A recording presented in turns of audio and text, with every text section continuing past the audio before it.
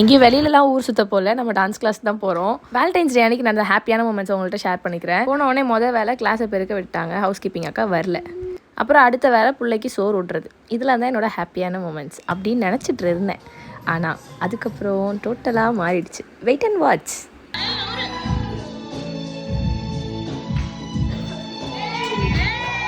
இந்த மாதிரி 2 பேருமே ப்ரப்போஸ் பண்ணிக்கிட்டதே இல்லை, ஃபர்ஸ்ட் டைம் இதுதான்.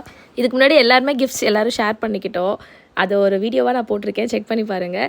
அதுக்கப்புறம் நான் சரி என் ஹஸ்பண்டுக்கு எதுவுமே கொடுக்கலையேன்னு அவருக்கு சர்ப்ரைஸ் பண்ணலான்னு பார்த்தா மனுஷன் எனக்கு பெரிய சர்ப்ரைஸ் வச்சுட்டாருங்க.